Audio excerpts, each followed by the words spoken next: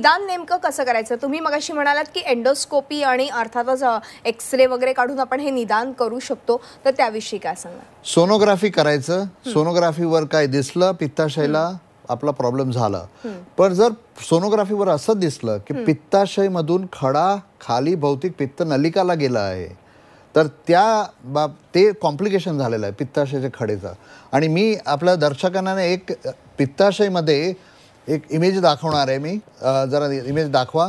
इकडे हे पित्ताशय आहे, माझा मार्कर आहे, आणि हे जे आहे पित्तनलिका आहे. इकडे हे पित्तनलिकामध्ये जर खडा आला तर हे पँक्रियाजला खूप भयंकर अटॅक येऊ शकतात. पँक्रेटायटिस, त्याला गॉलस्टोन पँक्रेटायटिस म्हणतात आपण.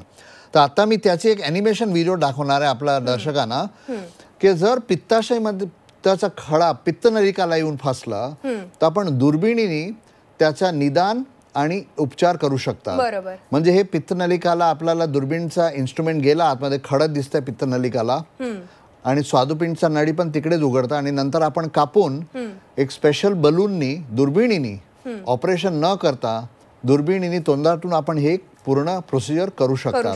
म्हणजे हे कॉम्प्लिकेशन आहे. जर तुम्हाला पित्ताशयाचे खडे जर दुर्लक्ष केला, हे खडे खाली येणार, एस्पेशली लहान खडे. जर पेशंटला असं सांगितलं की तुम्हाला भरपूर लहान खडे आहे पित्ताशयामध्ये, हे डेंजरस आहे, खूप खूप डेंजरस आहे. एक मोठा खडा आहे, 2 सेंटीमीटरचा खडा आहे, ते खाली येणार नाही, पण लहान खडे खाली येणार.